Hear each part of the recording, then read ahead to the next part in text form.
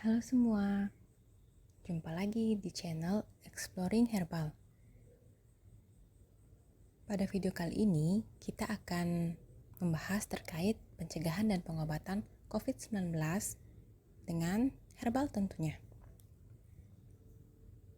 Nah, COVID-19 memang sudah lama sekali ada di Indonesia dan masyarakat Indonesia sendiri itu sudah berdamai dengan keberadaan penyakit atau virus ini. Namun, sampai sekarang pun, kasus COVID-19 masih ditemukan. Oleh karena itu, tidak ada salahnya kita untuk tetap melakukan pencegahan sehingga terhindar dari COVID-19. Nah, herbal apa yang harus kita pilih untuk mencegah diri dari terjangkit virus COVID-19? Ayo kita belajar bersama-sama.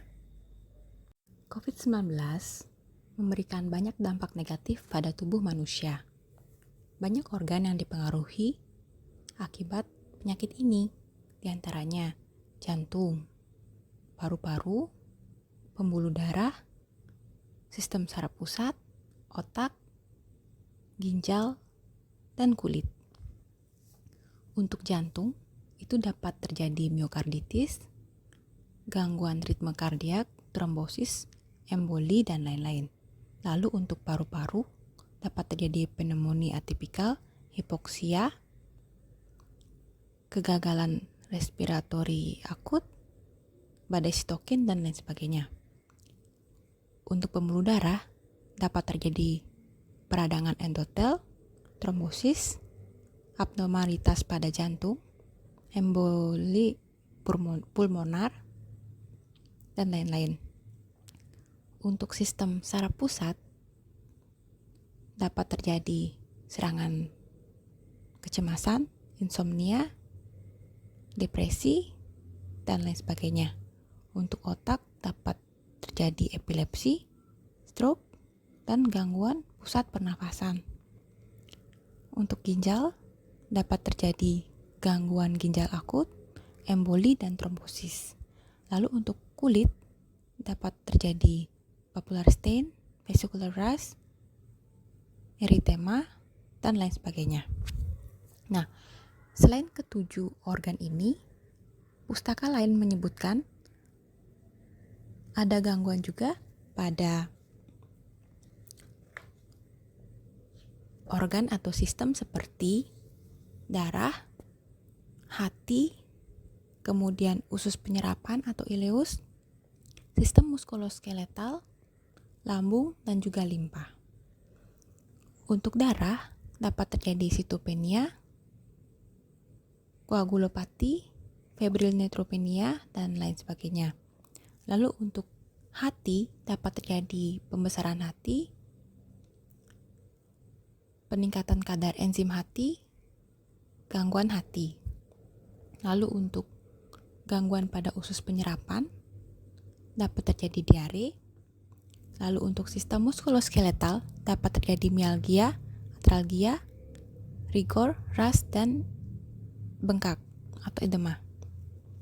Lalu untuk perut, dapat terjadi perasaan mual dan muntah. Kemudian untuk limpa sendiri dapat mengalami pembesaran. Yaitu banyak sekali dampak negatif dari COVID-19 pada manusia. Oleh karena itu, penting untuk kita mengutamakan pencegahan daripada pengobatan. Selain 9 organ atau sistem yang dipengaruhi oleh COVID-19 tadi, ada 6 sistem atau organ lagi yang dikabarkan terdampak akibat COVID-19. Di antaranya darah, hati, usus penyerapan, sistem muskuloskeletal, lambung, dan juga limpa. Untuk darah, dapat terjadi sitopenia, koagulopati, febrile neutropenia, dan lain-lain. Lalu untuk hati, dapat terjadi hepatomegali, peningkatan enzim hati, dan lain sebagainya, hingga gagal hati. untuk usus penyerapan dapat terjadi diare. Untuk sistem muskuloskeletal dapat terjadi mialgia, atralgia, dan lain sebagainya. Untuk lambung dapat muncul gejala mual dan muntah. Lalu untuk limpa dapat terjadi pembesaran. Banyak hal yang melatar belakangi penggunaan herbal untuk penanganan COVID-19, baik untuk pencegahan maupun untuk tujuan pengobatan. Yang pertama yaitu kasus COVID-19 diketahui menyebar sangat cepat. Oleh karena itu, memicu kelangkaan obat karena saking banyaknya kasus dan produksi obat tidak mampu mengimbangi. Nah, kasus kelangkaan obat ini berdampak terhadap tingginya harga obat di pasaran. Selain itu, penggunaan obat kimia untuk pengobatan dikhawatirkan akan menimbulkan banyak efek samping.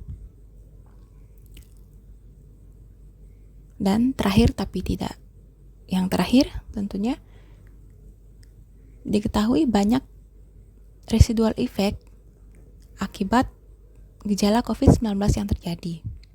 Dan pada banyak pasien, efek residual tersebut tidak hilang begitu saja setelah beberapa bulan. Oleh karena itu, maka masyarakat di seluruh dunia maupun di Indonesia itu mulai beralih pada penggunaan obat tradisional atau mulai memilih untuk menggunakan obat tradisional dibandingkan dengan obat kimia. Nah, yang menjadi pertanyaan sekarang, herbal atau tanaman obat apa yang harus kita pilih? Karena di dunia ini banyak sekali tanaman obat yang sering kita gunakan dalam kehidupan sehari-hari. Tapi yang mana sih yang dapat berefek untuk COVID-19? Di gambar ini ditampilkan beberapa jenis tanaman obat yang dikabarkan merupakan tanaman obat potensial untuk pengobatan dan pencegahan dari COVID-19. Nah, masing-masing dari tanaman ini memiliki banyak sekali khasiat farmakologi atau khasiat obat-obatan. Hal ini karena di dalam tanaman obat itu terdapat banyak sekali zat kimia, baik itu yang minor ataupun yang dominan terhadap khasiat. Dan dari banyaknya jenis senyawa kimia tersebut, masing-masing atau merupakan hasil dari kombinasi dapat menimbulkan efek farmakologi yang spesifik. Maka dari itu, tidak heran kalau satu tanaman diklaim memiliki banyak sekali khasiat farmakologi. Nah, di gambar ini terdapat 9 tanaman obat yang telah dikaji dan dinyatakan cocok untuk COVID-19. Di antaranya jintan hitam, kemudian akar manis, lalu ada artemisinin atau sweet honey atau nama latinnya Artemisia annua, kemudian ada Artemisia vulgaris atau baru Cina, lalu ada Colchicum autumnale atau naked ladies, lalu ada Inula helenium atau Olecampan, kemudian ada aloe vera atau lidah buaya, lalu ada filipendula atau yang dikenal dengan meadowsweet, dan yang terakhir Camelirion angustifolium atau yang dikenal dengan nama fireweed. Nah, beberapa mungkin termasuk tanaman yang jarang didengar di Indonesia.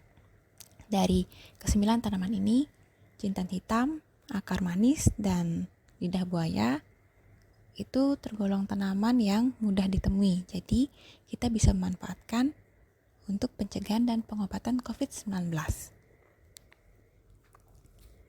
Mengapa tanaman ini dinyatakan cocok untuk COVID-19?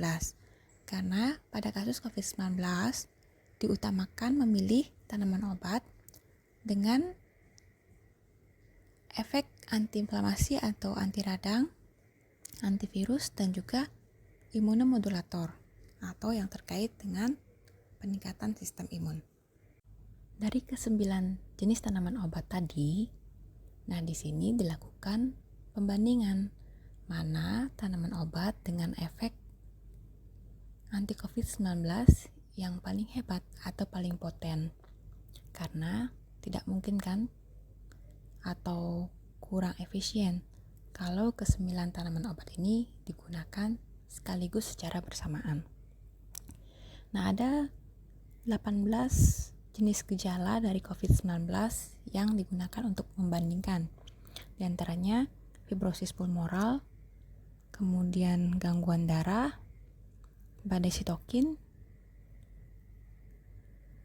gangguan regulasi tekanan darah, kemudian nyeri otot, sakit kepala,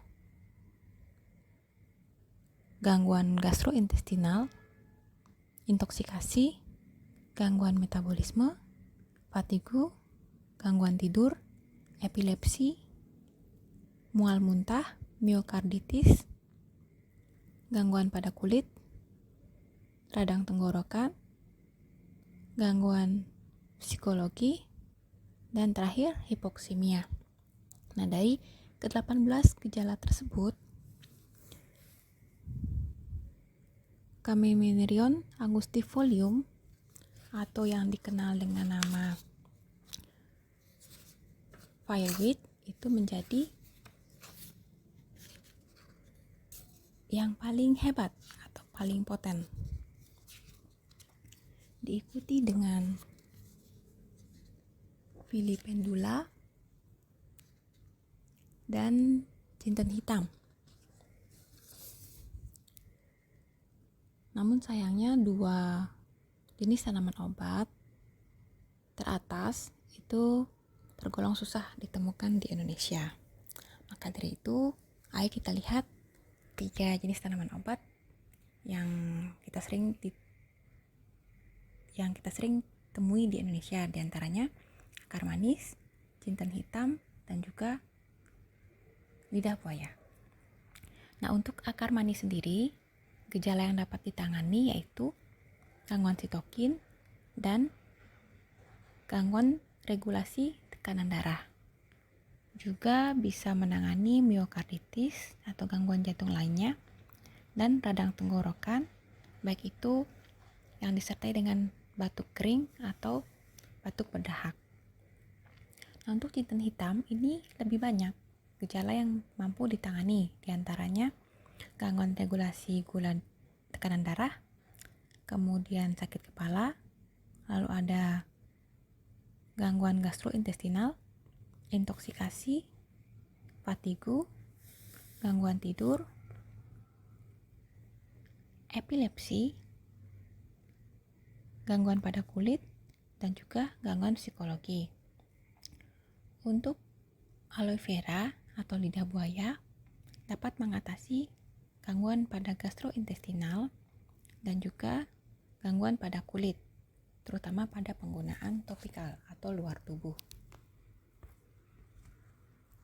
Itu tadi pembahasan terkait 9 jenis tanaman obat yang dinyatakan mampu menangani kasus COVID-19. Namun, dari sekian banyak tanaman obat, apakah hanya 9? Ternyata tidak. Ada pilihan tanaman obat lain atau herba lain yang bisa kita manfaatkan untuk menangani kasus COVID-19 ini. Apa saja ya kira-kira? Yuk simak. Gambar ini ada 9 jenis tanaman obat yang sering kita temui di Indonesia atau yang sering kita gunakan sehari-hari. Di antaranya jeruk, jahe, asam jawa, temulawak, sereh, pegagan, lengkuas, kayu manis, dan juga kunyit. Ke-9 tanaman obat ini diprediksi mampu menangani penyakit COVID-19. Namun dengan level pembuktian yang berbeda-beda.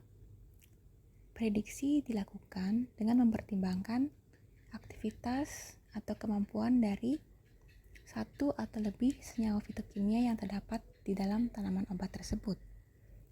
Untuk jeruk nipis, temulawak, dan juga asam jawa, tingkat pembuktian ilmiah sudah sampai di tahap in vitro maupun in vivo, sedangkan yang lainnya masih dalam tahap uji in silico atau dengan sistem komputerisasi, sehingga data ilmiahnya masih terbatas atau rendah. Nah, ini ada tambahan lagi. 5 tanaman obat yang diprediksi mampu untuk penanganan COVID-19, diantaranya kayu secang, sambiloto, meniran, cengkeh, dan juga brotowali. Kelima ini juga masih sama dengan yang sebelumnya, yaitu prediksi hanya dilakukan berdasarkan hasil uji in silico atau dengan metode komputerisasi. Namun, tidak ada salahnya mencoba jenis tanaman obat ini untuk kita gunakan sehari-hari dalam mencegah atau meringankan gejala COVID-19, terutama untuk menjaga ketahanan atau sistem daya tahan tubuh kita. Jadi, itu tadi bahasan terkait penggunaan herbal untuk kasus COVID-19. Untuk penjelasan lebih lengkapnya, dapat dilihat pada 2 artikel pada link website berikut. Terima kasih sudah menonton video ini. Jangan lupa dukung channel ini dengan klik subscribe, like, comment, and share. Bye. Sampai ketemu pada video edukasi herbal berikutnya.